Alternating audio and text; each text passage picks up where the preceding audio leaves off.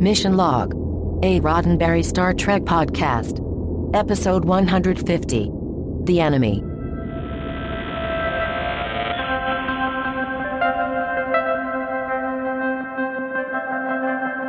Welcome into Mission Log, a Roddenberry Star Trek podcast. I'm John Champion. And I'm Ken Ray. Each week on Mission Log, we watch Star Trek. Then, we talk about Star Trek, taking a look at the messages, morals, and meanings in the story and trying to figure out whether the whole thing stands the test of time. This week, The Enemy. The Enemy. It's kind of exciting. This is it. There's an enemy. There is an enemy, and we're going to meet him. Or her. Or it. Or are we? Much to think about as I give you a place to write to us and tell us about the stuff you're thinking about. Mission Log Pod is the address to find us on Facebook, Skype, and Twitter. If you would like to, write to us, as I say. Now you can also speak your mind. Leave us a voicemail, 323-522-5641. That number again, 323-522-5641. Our email address, missionlog@roddenberry.com. And we do have a show website, including discovered documents and places that you can leave comments, and there are pictures and just all kinds of stuff. That website is missionlogpodcast.com. Please do remember, we may use your comments on an upcoming episode of Mission Log. And if those contents, or comments rather, happen to be trivia, John Champion may use that for his trivia section too. Checking the old chronometer on the thing. It looks like it's time for trivia now. That was a masterful segue. Thank you very much. And it came right in at time, except, you know, it did, yeah. Now we're talking about it, so we're running behind. Oh, I better get going then. All right, trivia on The Enemy. Today's episode is written by David Kemper and Michael Piller. Now, the original draft was a little different. This would not have just been Geordi in the story, but rather Deanna Troi, who would have been trapped with him. Marina wasn't too happy that she got cut out. Maybe we can talk to her about that in the future. Now, was this story influenced by The Defiant Ones? Well, almost certainly. The Defiant Ones was a movie from 1958 directed by Stanley Kramer, starring Tony Curtis and Sidney Poitier, who play two enemies who are literally bound together and must cooperate to survive. It was directed by David Carson, today's episode. And wait, now that's a new name for us. Carson is from England, and he got his start with episodic TV over there. Things like Coronation Street, Sherlock Holmes, to name a couple. In the U.S., he dipped into sci-fi with a couple of episodes of Alien Nation. Then went into quirkier fare like Northern Exposure, finally L.A. Law, and he'll be around for a few more next-gen episodes, as well as some later Trek and a movie. All right, before we get into the story, we have a few Romulans that you need to meet. Bakra was played by John Snyder. No, not the guy from Dukes of Hazzard. That was Schneider. One of John Snyder's earliest credits is the 1979 film The Warriors, in which he played the gas station man. From there, he has an almost equally impressive list of credits in front of the camera as an actor, as well as that of a voice actor. Anime fans will know his voice from Cowboy Bebop, Ghost in the Shell, and about 100 others. He made it to Babylon 5, Wise Guy, and other TV appearances, and he'll be back on Next Gen one more time in a very different role. Commander Tomalak was played by Andreas Katsoulas. Now, Andreas was from St. Louis. He went to Indiana University, and he started acting at a very early age. Now, professionally, he made a number of guest appearances before landing more regular roles on shows like Max Headroom. He was Mr. Bartlett. And he is best known for Babylon 5, though, in which he played G'Kar. He did come back to Star Trek in 2003 for an episode of Enterprise. Sadly, we lost him in 2006 at the age of 60 to lung cancer. He was a lifelong smoker.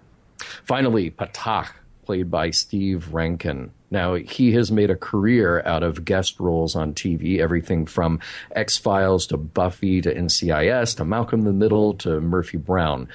In Star Trek, they must have liked him a lot because he has the distinction of appearing at least once in every spin-off TV series since 1989. Who is this enemy to which the title refers? Let us see if Ken can tell us. Prologue. Riker, Worf, and LaForge beam down to a really hostile planet. The air is charged and full of particles, so communications are out. Tricorders are practically useless. Eyes and Geordi's visor are mostly what they have to go on. They spot the remains of a Romulan ship, well inside Federation space. Geordi says it was blown up intentionally, apparently to hide the ship's existence. Riker has placed a transport beacon. All of the interference in the air means the Enterprise won't be able to keep track of them. They got 12 minutes to get back to the beacon for beam out. So, of course, the best idea is to split up. On their respective walkabouts, Worf finds an injured Romulan, Riker finds Worf, and LaForge finds a really deep hole into which he falls.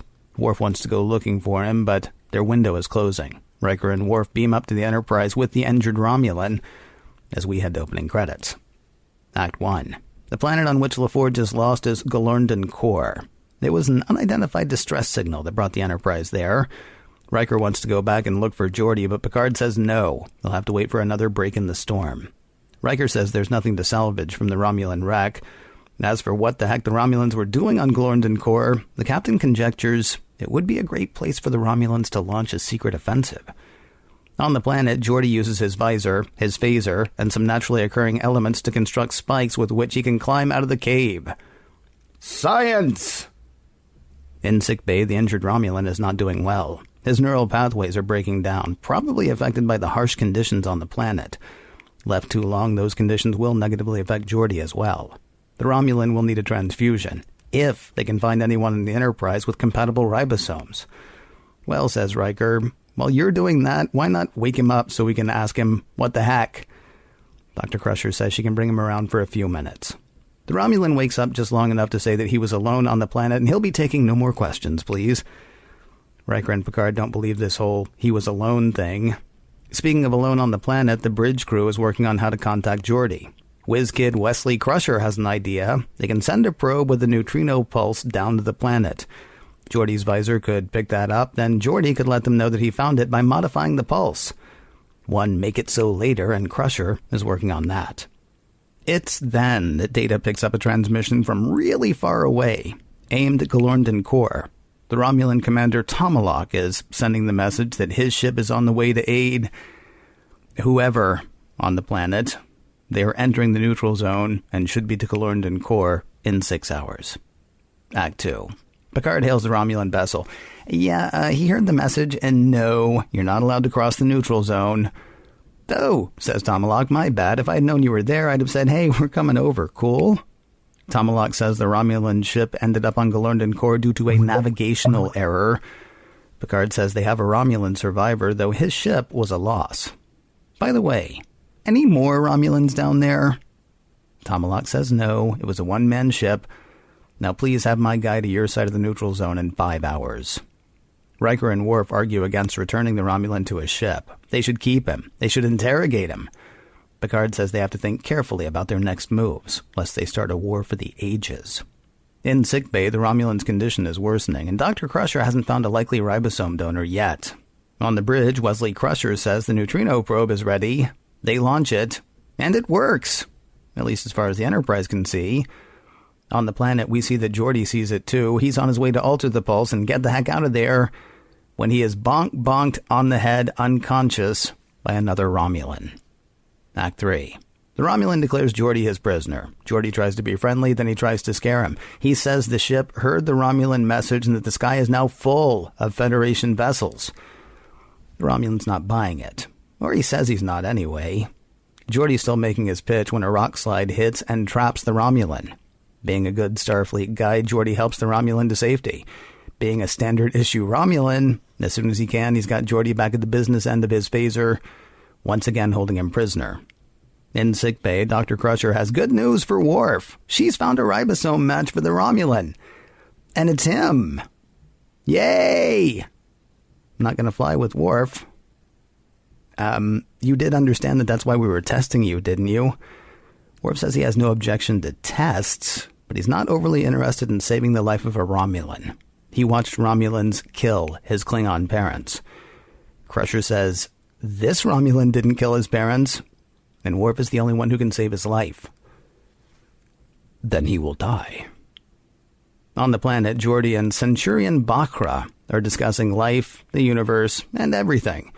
For Bakra, living and dying for the Romulan Empire is awesome, because one day it'll span the whole galaxy and humans will be extinct. Then, Bakra goes on a coughing jag, and Geordi says the Romulan's heart rate is going nuts. He explains that his visor allows him to see that. Bakra is amazed that Geordi's parents let him live with such a disability. That's what makes humans weak. They waste time and resources on defective children. It's right then that conditions on the planet start taking a serious toll on both of them. Bakra's temperature shoots up, and Geordi's visor starts to crap out. Except the visor's fine. The planet is harming both Geordi and Bakra physically. They'll have to work together to get the probe, though Bakra is less interested in that than continuing his game of prisoner. On the Enterprise, Tomalak calling. We are nearly at the Federation border of the neutral zone, and, you're not. What the heck? Picard says they're still trying to get their away team off of Galorndon Core. Tomalak says, fine, we'll just come over, get our guy. But Picard warns him to stay out of Federation space unless he's ready to fight.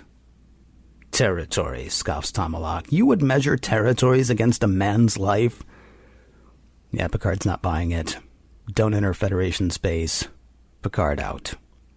On the planet, Geordi and Bakra are still talking death and duty. Geordi agrees with the Romulan that there are times to die for what you believe in, but is this really one of those times?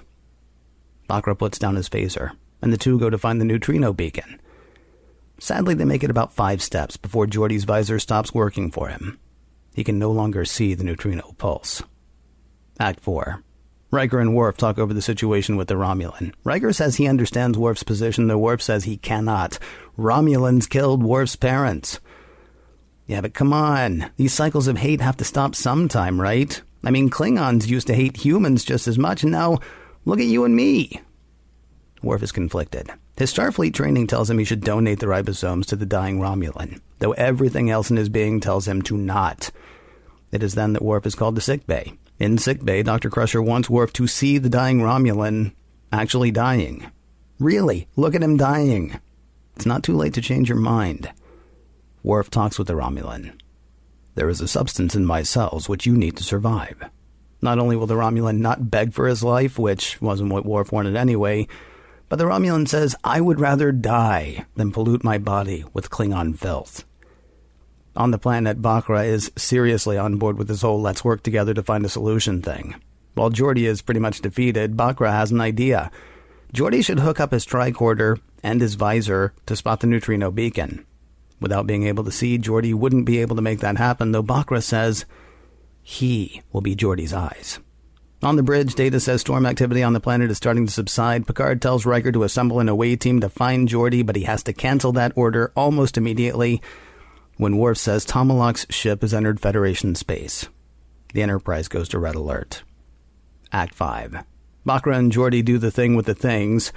They have a working neutrino scanner, the first Federation Romulan co-venture. If they're lucky, Geordi says they'll be able to beam out soon, at which time, too, Bakra points out that he'll be a Federation prisoner. Awkward. Come on, let's get out of here anyway. In the captain's ready room, Picard calls Worf in to talk over the whole ribosome thing. The stakes are high. If the Romulan in sickbay dies, that could start a firing war between the Romulans and the Federation. Worf says he gets that. So, says Picard, there's no question the Romulan officer is worth more to us alive than dead. Worf says he gets that. Okay, then get this. I could order you to do the thing, but that, Worf says if Picard orders Worf to agree to the transfusion, he will obey.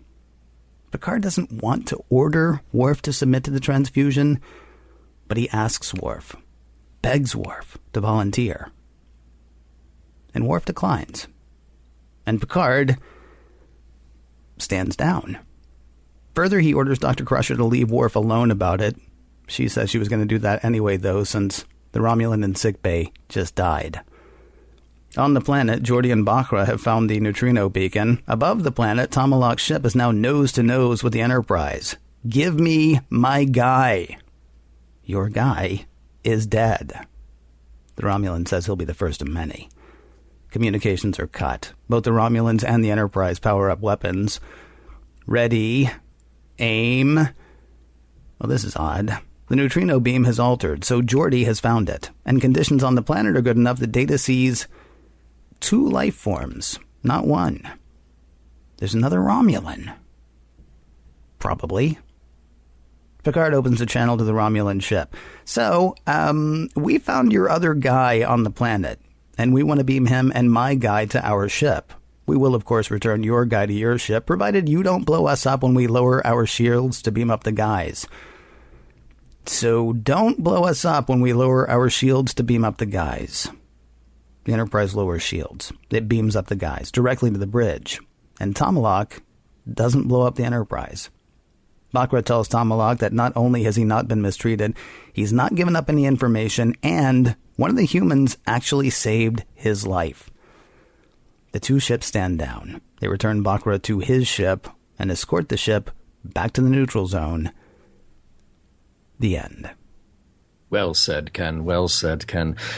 Before we get into our observations, this is a little behind-the-scenes moment for Mission Log. Earlier, we were having an off-the-air conversation about autocorrect and how that can lead to all kinds of funny and interesting things, particularly in our notes. When we're dealing with serious topics.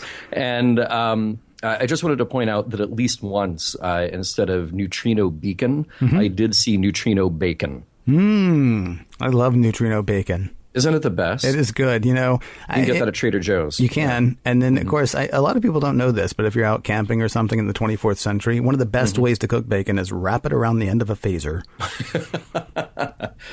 Oh, that reference. That is a contemporary reference. 10 years from now. No, absolutely. Yeah. People will be like, "Oh, I got to try that one day," because I have no idea what he was talking about otherwise. How about Geordi with the spikes, right? How about that? I can't remember ever seeing this episode. And I know I have, but it's been got to have been at least 20 years since I've seen this episode. And I'm watching it with my wife, and she's like, "What's he doing?" And I said, "He's making like crampons, so he can climb up out of there." That's my guess. Right. I don't know for sure. And sure enough, boom, he's making crampons there, or spikes actually. Kind of like a Sulu in The Enemy Within. He's using the phaser to do something other than kill and disintegrate. He's shooting, Sulu shoots at a rock to heat up the rocks. Yep. And they maintain that heat for at least a little while so they can gather around and warm themselves up. Geordi shoots metal and creates these spikes, and then he just picks them up with his bare hands. Yeah. I assume a little time has passed. Or maybe it's one of the really amazing things about this really amazing metal. I was thinking, wow, it melts so quickly. Is that lead? But no, because lead would have just melted. I mean, and then you wouldn't have to say, wow, is it the environment that's killing Geordi? Because no, it's probably all the contact with the lead. Right. That must be it. Yeah. Which went to chewing on, apparently. In my head, he went to chewing on that the second he got out of the pit. So we did learn a little bit more about the replicator in this episode. The replicator can't make molecules as complicated as what Dr. Crusher would need. It can't make ribosomes. It can still make food, though. Well, it can't make these ribosomes. No. Did you ever read Islands in the Net by Bruce Sterling? I do not know that at all. No. Okay. There are parts of that book that stuck with me. I can't tell you anything about what it's about now because it's been a long time, but there are little pieces that stick with me. One of them is that at this point in our future, most people have started eating something called SCOP, which is a single-cell organic protein. Sounds delicious. And, well, I mean, they find ways to, doctor it and make it better, although it can just be, sort of gloppy stuff, I guess, if you want it to be. Mm-hmm. So I actually have no problem with the replicator being able to make food and not make, something as complicated as a ribosome that only one other person on the Enterprise would have, because apparently there's not much to make in food. We need food, but we don't need great food. We don't need complicated food. At least if this Bruce Sterling, hard science fiction book is any indication, we could do with one single cell of protein. Yeah, nobody's really into food on this Enterprise except for Riker, who cannot make an omelet to save his life. That's true. Yeah. Well, nobody's into it so far. Oh, they like their teas, or one of them likes their tea anyway, and the rest of them, it's kind of like, whatever happens to pop out of the food tray, spent or slot. Oh, look, it's tea. I guess I'll drink it. Oh, look, it's a plant. I guess that's what we're eating today. Right. Although I bring that up because it is an interesting thing that they would even have entertained the idea that you could replicate a biological part for a medical process. I mean, as we record this, we're kind of right at the beginning of this idea that you can grow replacement parts like on a lattice work in a lab in a petri dish in stem cells, and that's very exciting technology. But here, on a show made 20 years ago, more than 20 years ago, you have this idea that you could go to the machine and say, make me a batch of ribosomes, and that's not out of the question. Right. Blood. So, white guy, body temperature. Right. And it just pops out. It's an interesting thing, actually. I don't remember ever seeing anything about a blood drive on the Enterprise. So it never even occurred to me. Are the replicators actually replicating? Huh. Ooh. That's interesting. Yeah. Very. And how much stuff can you replace with a replicator until you're not you anymore? Well, then you just have to beam yourself off the Enterprise and beam back an earlier version of you. Oh, there we go. I'd rather do that. That's much better, because then you won't even know what happened. Yeah, exactly. Fortunately, we have Deanna in this episode. I mentioned earlier how she was supposed to have been trapped on the planet on Galorndon Core, but she is on the Enterprise, and thank goodness, because she is there to inform Picard that there is hostility behind Tomalak's smile. Yeah, and, I wouldn't have seen that without her being there. No, it's good thing she's got the magic alien powers where she can see deeply. Be nice. People, even at least she wasn't completely cut out of the script. No, she wasn't. Yeah. There's a moment where Geordi sees a neutrino beam and famously says, "Thank you, Wesley." And I thought that's a bit presumptuous. What if it was Data? And also, because it could have been anybody. Yeah. Really. But we had a listener point out something that I thought was very interesting preceding this episode. He said, the Enterprise gets to a planet and stuff is happening. You've got atmospheric conditions, you've got radiation, you've got all this stuff. It seems like the Enterprise computer would just start even before they got there with coming up with solutions to initial problems. Yeah, we're going to have to get comfortable with the idea that the computer's never going to do anything. No, I mean, because it's not. I mean, it'll mess with you emotionally. Right. But the computer won't do things ahead of time, like say, hey, you know what? You're coming up to a planet that has this particular type of radiation. You got bad atmospheric conditions. You might need a neutrino beam, or that might be the only thing that you can identify. And by the way, maybe you just shouldn't beam people down there. Or if you do, make sure they're protected. Well, they were answering a distress call, though. I mean, you can't fault them for doing that, because they thought that they were going after somebody who was injured. Of course. What I find interesting, though, about the argument that the computer should have done that, I mean, we're really just going to have to let that go. I mean, Booby Trap tells us that we have to let that go, because there's no way the computer should not have been able to get them out of that thing, except, Picard likes the human gut more than he likes the, 1,000 computations per second ability of the computer. And so, except for Data, he loves Data guts. It's true. Well, Data's got robot guts. It's different. He does. It's a different thing. Yeah. But yeah, you're right. Even if it were just a catalog, even if it were just an encyclopedia of everything that's ever worked before. Yeah, you bring up the database and you go, because honestly, the idea of dropping a beacon in rough seas, really not something you need a whiz-kid like Wesley Crusher for. Right. Yeah. Right. Yeah. Geordi tells Bakra he never lies when he has sand in his shoes. Just seemed like an odd line, because he's lying. Yeah, well, I don't. What I actually couldn't understand is, how did he end up with so much dry sand in his shoes?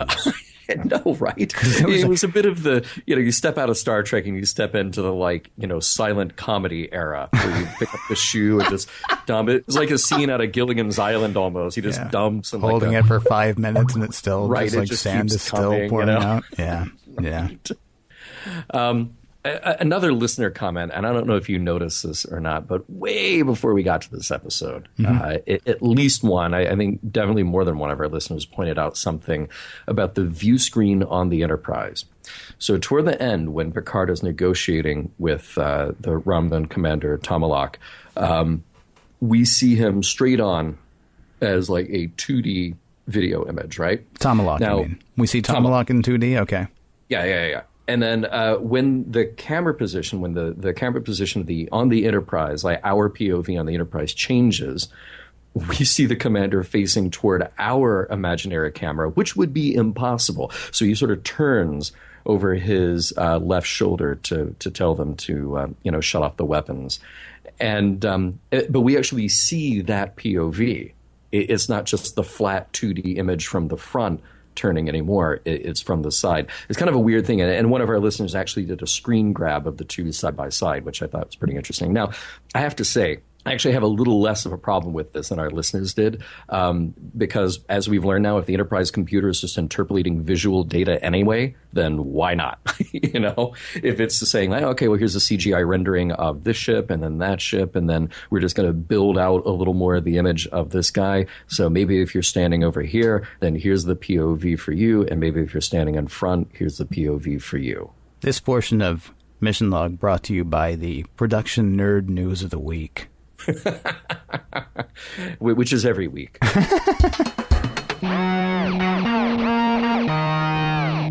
The hole into which Geordi fell at the start of the show was pretty deep.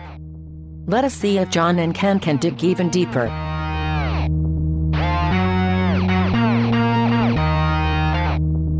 I want you to think way, way back, John. I want you to think way, way back. And it's not as far back for us personally as it is for people listening necessarily, because of something that we just did relatively recently as we record this. But can you put your head all the way back to The Cage? Mm-hmm. Okay. Mm-hmm. One of the things that we talked about in The Cage was the fact that I thought that they were saying in that never aired pilot that there's no hell. The Telosian tells Captain Pike that this torture that he puts upon him, which obviously has Pike thinking that he's in something like hell, that it's from a fable that he heard in childhood. Right. And it lasts for maybe 20 seconds. And yet it was a big topic of conversation for us. Yeah. And I bring that up because there is an almost throwaway line. It's not throwaway, but we spend maybe 45 seconds on a topic in this episode that I feel like we would be remiss if we didn't acknowledge it. What's his name? Bakra doesn't realize that Geordi is blind. I guess he just thinks he likes wearing a banana clip on his face. Maybe it's a fashion thing. Maybe something's going on in the Federation they haven't heard about, because there's that whole neutral zone that they don't really cross. Right. And it's not like when what is it, Voice of America would beam transmissions into enemy territory. The Federation's apparently not beaming like TV over to the Romulans to let them know what's going on. So he doesn't know that thing on Geordi's face is actually functional, that it's doing something, that it is in fact making him not blind, because Geordi was born blind. And Bakra says, wow, and your parents let you live? And Geordi says, what? What kind of question is that? And Bakra says, well, come on, you waste time and resources on defective children. That's why humans are weak. That's the problem with humans, with the Federation, that you waste time and resources on defective children. That is really ugly. Yeah. That is just incredibly ugly. And it just kind of felt like, because it's not a thing. It's not even a thing in the episode, but it's just an insanely ugly sentiment that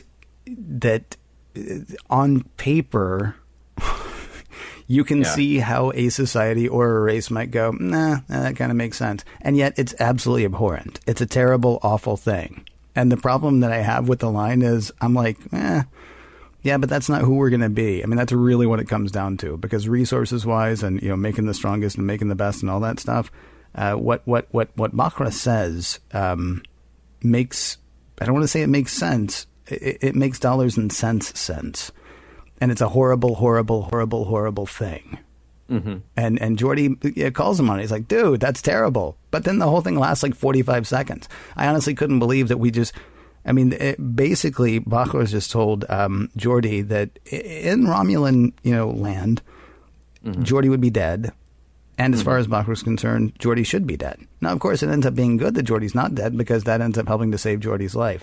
And one assumes that Bakra learns a whole bunch of lessons, not just that humans aren't bad, which of course he would have begun the episode thinking, but but also that no, you don't kill a kid because this one's broken. We'll make another one.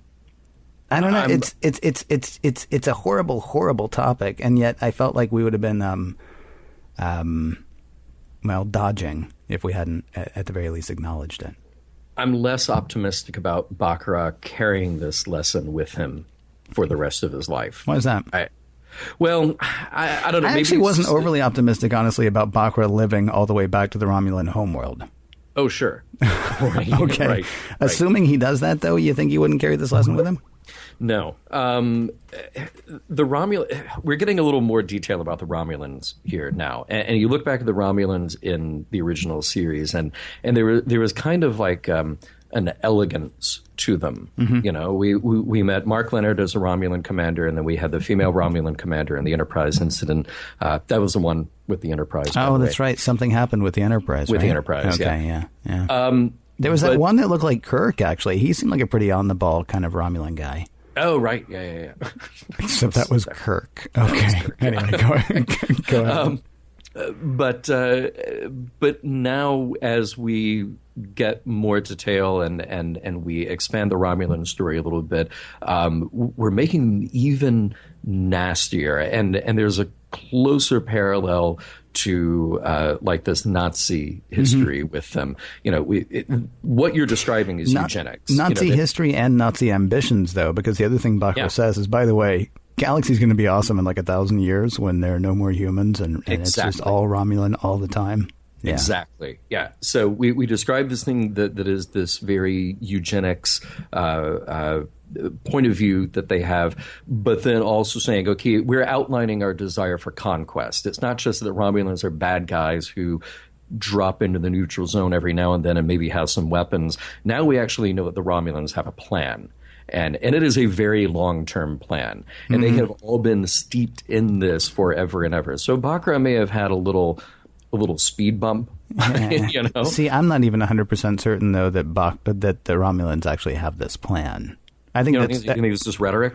I think it could be, yeah. I mean, because that's an interesting thing, right? Because Baccarat has this whole thing about how, we're going to take over and it's going to be awesome. And Geordi's like, wow, you really believe that, don't you? I mean, the possibility is there, the distinct possibility is there that it's just propaganda. That, to keep its machine running. I mean, it's a bit like... which would be another like 1984, right? Yeah. I mean, you have 2 minutes of hate. Why do you have 2 minutes of hate? Well, to keep people online and remind them that there is an enemy and we're fighting this enemy, which may or may not even be real, but, it's real in their minds. So that keeps you, eyes down, head forward, working for the Romulan Empire. And maybe one day it expands and maybe it never does. Yeah. There are a few interesting topics here, but one that I thought really stood out to me was the theme about what it means to be a soldier, like what duty requires and what it makes you. And we see it in a couple of places here. We see it in the problem with Baccarat and Geordi, but we also see it with Worf. But let's talk about Baccarat first here. So the Romulan is still in soldier mode, even when he's got absolutely nothing. We're kind of back to that idea that we had talked about before, the Japanese soldier stranded after World War II has no idea that the war is over. And then the question is, well, when should he turn it off? When does he get to drop the pretense and start acting like a person who needs the help of another person, regardless of where that person is from? Well, once he realizes that his brain's turning to mush. Right. But if his brain is turned to mush enough, and then that might be too late to actually make that decision. No, that's true. But I mean, the one thing I would say about your parallel with the World War II guy is, I mean, what you talked about, like on the $6 Million Man episode, I think, which I love that we referenced that. Oh yeah. 2056, by the way, is when our $6 Million podcast. The difference is 30 years have passed for the Japanese soldier. He's got to think at some point, I'm not sure anybody's coming back. The Romulan thing just happened. I mean, again, remember, it was an automated distress beacon that called them there. By the way, if you're going on a secret mission, turn off the automated distress beacon. Yeah. Because if something happens, just be lost. You don't want anybody to know. Exactly. Yeah. Or maybe Tomalak should have disabled it before they left and said, no, it's working. I checked it. It's fine. Anything goes wrong, you guys will be cool. I mean, as far as he knows, there are Romulans on the way for him any second. So Baccarat, continuing to hold the weapon on Geordi, until he realizes that he needs him, makes perfect sense to me. I do love the fact, though, that he eventually came to a point of being like, all right, this is actually getting kind of dumb. Yeah. I mean, Geordi has that great line. There are times when it's necessary to die for one's ideals. Do you believe this is one of those times? The good Romulan may have just said, well, every time. Worf, let's put Worf in that position. Right. Every time is the time to die for one's ideals. Every time. Every single time. 63% of the time, every time is the right time to die. Right. Speaking of right and when you do what's right and what defines what's right exactly. Yeah. Great medical ethical dilemma for Beverly Crusher in this episode, which she glides past effortlessly. Which is so the Romulans in sickbay, and she's like, I don't know if this guy's going to make it. It's bad. Oh, it's bad, and he needs medical attention. And Riker's like, well, can you wake him up so I can talk to him? And she doesn't even get a chance to argue before Picard says, this is important. Oh, okay. Well, what you need is important. My bad, because I thought, my life of saving lives was important. But here, let me go ahead and wake this guy up for you.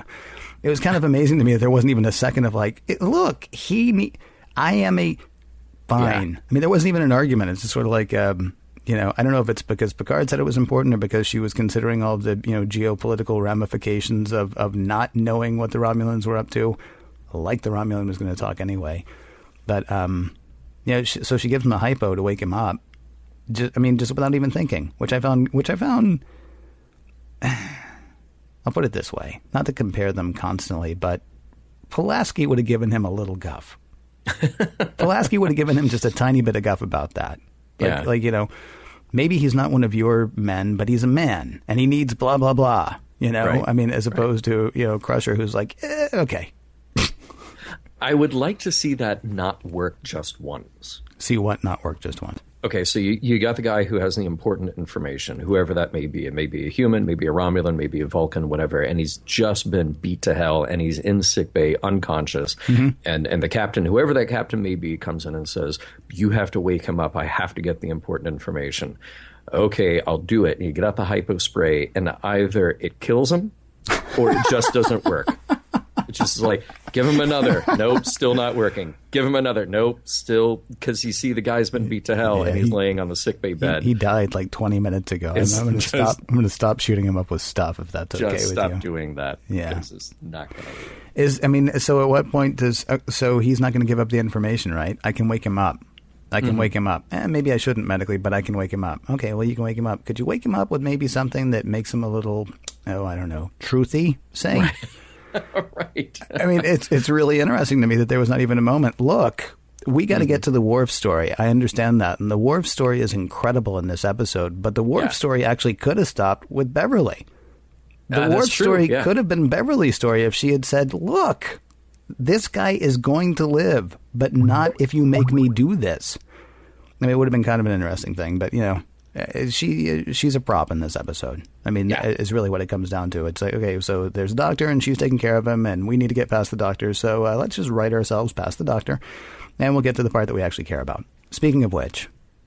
Yeah. Go ahead. So it's the Worf story. It is the Worf story, yeah. Yeah, and that's what I thought was interesting parallel with Baccarat is when does Baccarat get to drop the act and drop the pretense and act more like a person? I know he's not human, but act more like a person than a soldier. And here's Worf in soldier mode. Worf and his Romulan hatred. And Riker calls him out on it. So you blame all Romulans forever. And I just thought, dude, did you not see the Corbomite maneuver, Worf? Because you could really stand to watch that episode. Yeah, that was a fantastic. Just that if he's never watched an episode of Star Trek, he should watch that one. That'd surely be the one. Here's what's so interesting to me. So, okay, Worf. We've described this before with, in particular with Worf's sexuality, how in the Emissary, how he's just like, okay, well, we did this thing on the holodeck, so now I'm bound by tradition. Here's what we're going to do. Worf is more Klingon than Klingon. He is absolutely bound by what his perception of honor and tradition drives him to do. And what I love here is everybody around him trying to back him into making the right decision. They don't order him, but they lead him right up to the point using logic and emotion in their arguments.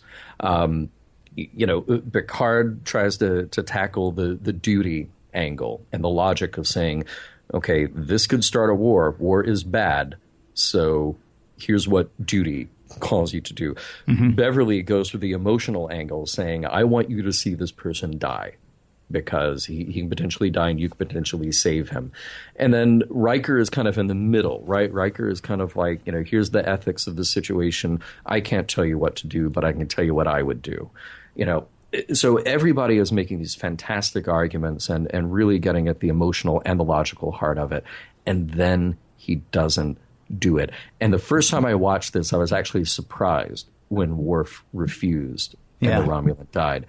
But then I thought better of it, and really interesting reading the background on this episode, because, the audience, as I did, would expect a very Star Trek moment here in which Worf would learn the error of his ways. It was too obvious, and it was too neat and too pretty of an ending. Michael Piller fought for it, and he got Rick Berman on his side. Michael Dorn hated it to begin with, but he later thought better of it. But boy, he has that line, I would rather die than pollute my body with Klingon filth. That's Patak saying that to Worf. Mm-hmm. And by the way, in that scene, a nice subtle reference, reuse of the Klingon theme in that, just playing very lightly underneath. And for a moment there, I actually thought Worf would be like, oh, you don't want me to save you? You'd rather die? Then get ready for a transplant, son. Here comes my ribosomes, because you don't want them. Honestly, I thought that was the way it was going to be as well. When he says, I would rather, die than, whatever. With the Klingon my body, my precious bodily fluids. Deny him your essence. I really thought, and then he passes out. And so I thought the next thing we were going to see was, that what you always see in like an episode of MASH, when I think they knocked out Frank Burns, right? So that they could get a transfusion into a North Korean soldier. Right. I really thought the next thing you would see was Worf laid out in sick bay, same as the Romulan. And it really does make Worf we can get to what it does for the show later. Well, here's the thing. Do you think that everybody watching this episode is sitting there thinking, as hard as it may be, the right decision is to do the right thing? If I were in that place, even though it might go against everything I believe, that's still the right thing to do. And wow, how shocking that Worf wouldn't do that. Because I kept trying to challenge myself. I kept trying to rack my brain to think if there was a point that I had been or could potentially have been faced with a similar dilemma. And I couldn't think of one because it was all contrived, Mm-hmm.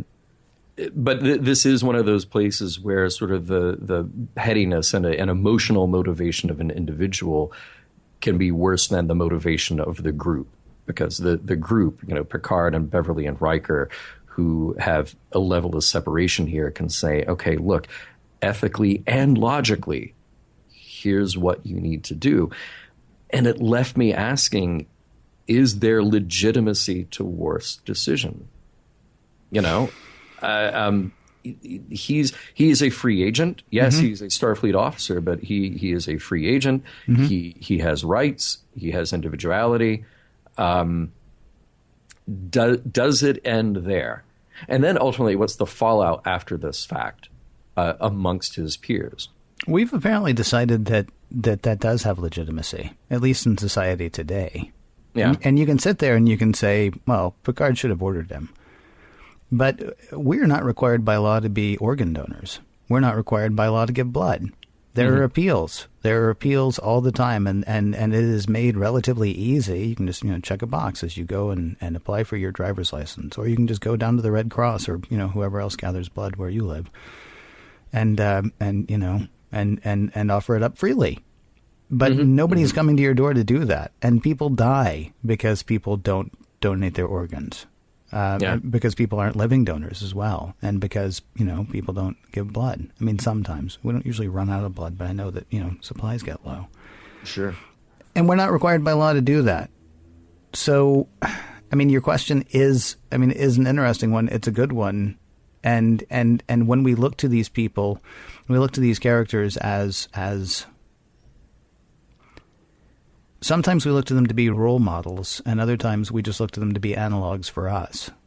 And in a lot of ways, Worf is an analog for a lot of us. Now, if you made it personal, if you were sitting there next to somebody and then somebody was standing there going, look, give me a pint of blood because this person needs 1 pint of blood, then whether it's your enemy or not, I don't know what people would do. But generally speaking, that's not our thing. Generally speaking, we're at home saying, I wonder if I should be an organ donor. I wonder if I should leave the house and donate blood. I wonder what's on TV. Yeah. We've apparently decided there is legitimacy to leaving Worf with that choice because that's the society in which we live currently. It seems to me.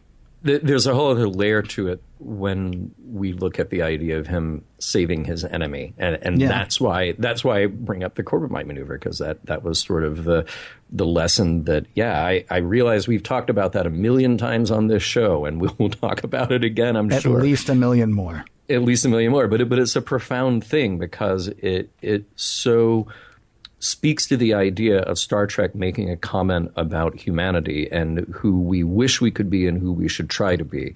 And part of that is that we are better than our base instincts, and that we would try to help somebody if they are in need, even if that person is perceived to be our enemy, because ultimately they may not be. And we build that story very effectively. Of course, they were unaware of it, but we build that story with Worf and Bakra, finding some common ground, finding some humanity between them to be able to work together. Picard has the needs of the many versus the needs of the few, or the one speech. Mm-hmm. He says that in so many words to Worf, and you ask yourself then, well, why didn't Picard order Worf? Because honestly, at the end of the day, it could have just been another order. It could have been just as easily as, put the phaser down, microbrain. It could have been any of that. And then you ask yourself, well, why didn't Worf do it anyway after Picard asked/begged? Even if Picard doesn't give him the order, Worf is still hyper aware of the org chart and that chain of command, and realizes that Picard is the senior officer. He earned the position. He knows what he's talking about, and maybe it would be a good thing to do what he wants anyway, even if following the spirit of the law, not the letter of the law. But yeah, here's Worf through this whole thing being too much a soldier and not enough a person. Oh, I disagree. So, I would go the exact opposite. Really? He's being too much a person, not enough a soldier. He says that his Starfleet training tells him what he should do, but everything about himself tells him he can't or he won't. Yeah, well, I think it's exactly the opposite of that. Everybody expects him to do this, and as you pointed out, a good soldier would do that. He's not being a good soldier here. He's being himself, and it's interesting. It's interesting that he's allowed to do that. But even that might tie back into the whole. Even that might tie back into the whole thing that we started this segment with. Wow, your parents let you live. Mm-hmm. Geordi was born who Geordi was born, and of course, Geordi is going to be allowed to grow. Of course, he's going to be allowed to live and allowed to grow, and in fact, he excels because that happened. It's kind of a warts and all approach, right? They're not going to make Worf do this, and when it's left up to Worf personally. Because Worf said, look, you order me, I'm there. I'm your soldier. Mm-hmm. You're my captain. Whatever you say, I do. Mm-hmm. And Picard says, well, do what you want. And Worf says, well, okay. You're not going to like it, but I got to go. I'm glad you framed it the way that you did, because, yes, Worf is not acting like the Starfleet officer that he is. But for whatever reason, I separated that in my mind, and I'm thinking about Worf the Klingon and Worf's hyper-aware adherence to this fundamentalist Klingon ideal, where he is so bound by honor and so bound by sort of recognizing the enemy as the enemy, because it's all glory and it's all battle. That he's tied to that. So yes, I see where you're coming from. I think my idea of it was was predicated on the Klingon end of it, not the Starfleet end of it. But yeah, it seems like throughout Starfleet Academy and everything that Worf had experienced in his time with Starfleet up until now, these are lessons that would have been driven home time and time again. And again, just go watch the Core maneuver.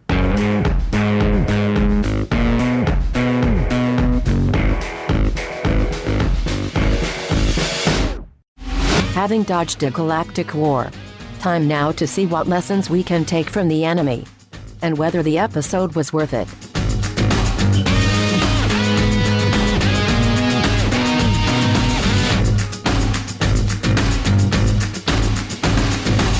We have arrived at that point where we get to wrap it all up and figure out what actually makes the episode tick. So Ken, we're going to start things off, as is our tradition, and pose the question to each other. I pose it to you first. Does the episode hold up? And of course, the episode being the enemy. Yes, it does.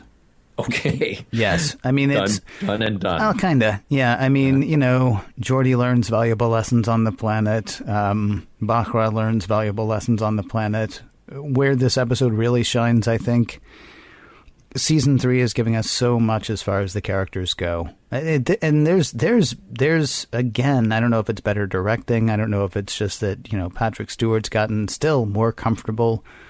But the scene where he tells Tomalak, look, we could kill each other. But do we really want to kill each other? Because, if I shoot you, there are ramifications. You shoot me, there's ramifications. Tell you what I'm going to do. Mm-hmm. I'm gonna trust that you're not going to kill me. I'm going to roll over. I'm going to expose my completely undefended flank, and you're not going to kill me, so I can do what I need to do. And there's real tension in that scene. And when he finds out that there is the second guy, he starts off being sort of very smug, and then he goes into a real assessment of what they're doing. And then there's just this moment he swallows perceptibly when he says, I'm going to lower my shields. It's amazing. It's amazing to watch. We're also getting growth out of the characters here. That Worf did not give in to the transfusion makes him a less heroic character, but a more real character in a way. Because you're right. What Star Trek should do is have Worf learn the error of his ways. What episodic television should do is have Worf learn the error of his ways. He's going to be our security chief. He's going to be our hero. We're going to have to follow him into some place. And he just made a decision that we're all supposed to go, dude, that was cold. Yeah. But he did it. And he was allowed to do it. He was allowed to do it by his captain. He was allowed to do it by the writers. I mean, it's kind of an amazing thing to see that happen. So yeah, full of all kinds of messages, and then full of great acting and full of great character development. I say this episode holds up. What about you? Yeah, it holds up very well. I feel kind of bad that we piled on Geordi last time with Booby Trap, and we've pointed out that did we do that with Booby Trap? Booby Trap? Yeah. It might have been. I think it was Booby Trap. Because I think we did pile. Oh, you're right. We piled on him in Booby Trap. Go ahead. It was definitely Booby Trap. Okay. That joke will get old at some point, but it will. Yeah, but it hasn't not yet. Today. Yeah, today is not that day. No, today the Booby Trap joke still works. But we've pointed out at times that he comes across as maybe a little too earnest, or there's something about him that doesn't quite mesh. But this is really good, and he's really good in it. And this is a situation where you've got an A and a B story that are relevant to each other. They actually work with each other. And the character moments in those A and B stories are really interesting parallels to each other. It is well acted. It is well directed. It is well written. It's kind of the holy trifecta of making a good episode. So, it definitely holds up. And it's one of those that I think helps to show kind of the depth and complexity of Star Trek to somebody who doesn't get what this whole Star Trek thing is all about. But let's talk about messages, because I want to ask you something. You mentioned that this is an episode where you feel like Geordi learned something and Bacra learned something. Did Worf learn something? Well, not by the end of this episode. I mean, it may be. Who knows what happens if this ever happens again. By the end of this episode, no, he didn't, except that, his wishes are going to be taken into account. If there's something unpleasant that he could stop, but he really doesn't want to do it, he might not have to, which is kind of an interesting thing and kind of a weird lesson for him. Well, that's what I kind of worried about. Like, what is the aftermath of this? Do people sort of, after everybody finds out that Patak died, do they see Worf walking down the hall and go, huh? Yeah, no, here's a guy who I don't know if I can trust. Exactly. Yeah, right. Because they were lucky in that there was a Bakra on the planet. Yeah, that's what that is what stopped this from turning into a galactic war. And I'm actually I'm a little bit bothered by the Deus Ex Machina, I suppose, of that whole thing. Is like, oh, well, this is it. Thanks to you, Mr. Worf, thanks to your prejudice, we are now about to go into who knows how long of a galactic war. Oh, wait a minute. Wait, there's a way out. Oh, good. Because otherwise, this could have been ugly.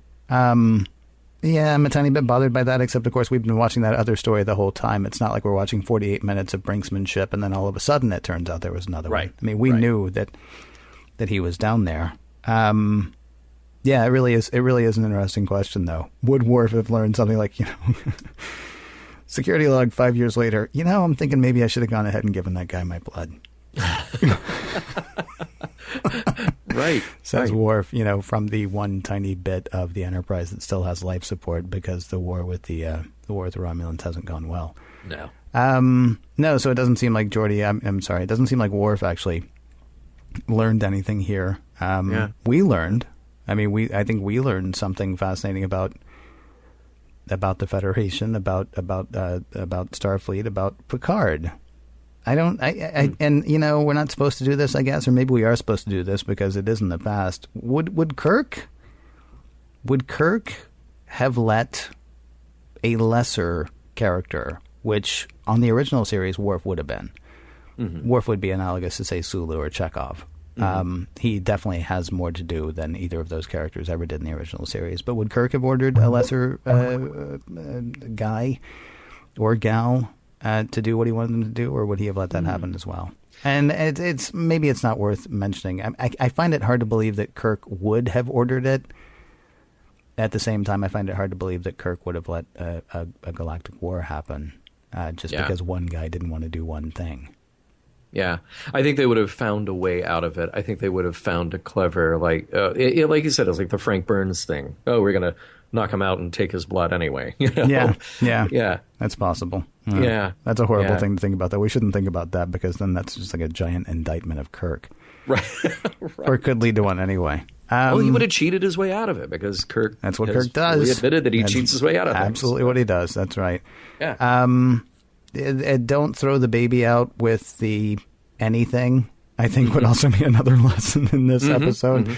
The whole thing about, wow, your parents let you live, and Geordi's horrified by that prospect. It's great that then Geordi actually ends up being the key to Bakra's survival. I mean, hopefully he learns that, maybe all those kids we've been killing because, their hair is, blonde instead of dark like a good Romulans, or, because they're blind, or because, whatever. Right. Maybe he gets to take that lesson back to the Empire, assuming he actually lives long enough to get back to the Empire. I'm just so not optimistic about the prospects of any Romulans. Well, if their indoctrination starts early and hard. Think about Mirror Mirror, though. Yeah, okay. Right? Kirk was able to talk to other Spock who's very logical, Alt Spock, or whatever you want to call him, Dark Universe Spock, or Mirror Universe Spock. He's able to talk. Cannot summon the future. Yeah, he's able to talk to him and say, look, just think about this, okay? And at the very least, what Spock says is, I'll think about it.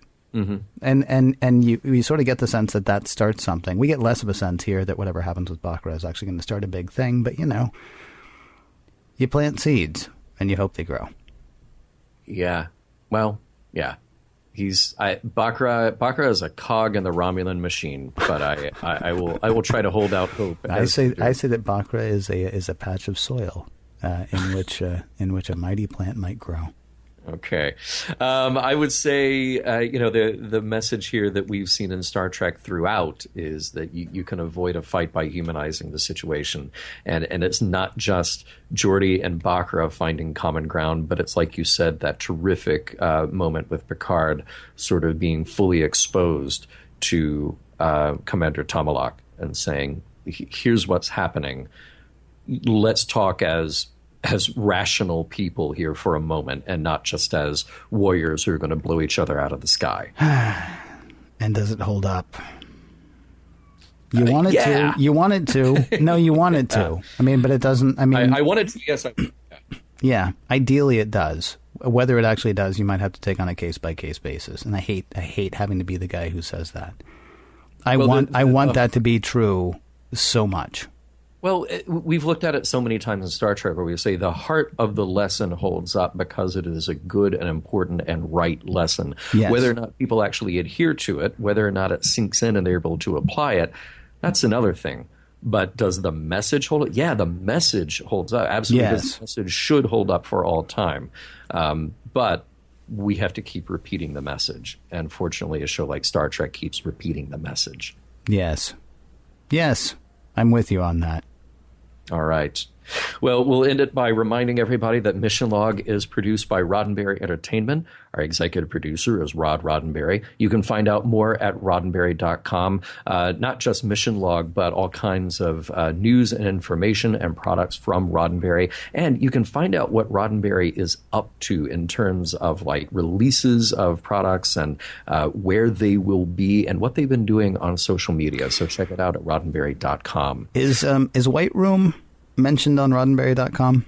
I believe that White Room is mentioned on roddenberry.com. All right. For people who have like an Android phone or a tablet or whatever, and sorry, this is very of the moment. 10 years from now, when people hear this, they'll be like, I can't believe that was so cool. But you know, right now in the middle of the teens, it's technologically it's a very interesting thing. I'll be completely honest. I haven't watched the whole thing, but take a look at White Room, and what they've done technically there is fascinating. I haven't watched the story, so I can't speak to the story or the rest of it. But just the whiz bang of what they did there is kind of a cool thing.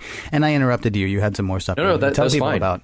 Yeah, you can download the app from roddenberry.com, and you can check out photos from all of the places that the people from Roddenberry goes, like conventions and Roddenberry adventures. So just go to roddenberry.com. You know you want to. Just do it. Just do it. For more exciting Star Trek podcasts, you can check out Trek FM. That's trek.fm, where we are very proudly to be carried. And for the latest in Star Trek news and discussion, be sure to visit trekmovie.com. And be sure to join us next week for The Price.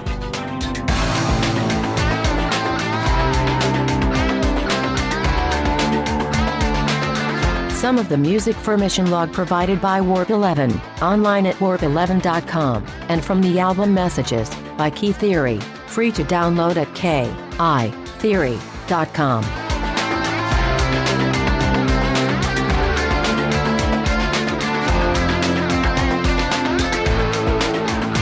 Not to split hairs, but did Geordi's brain just suddenly get better as soon as he left Galorndon Core?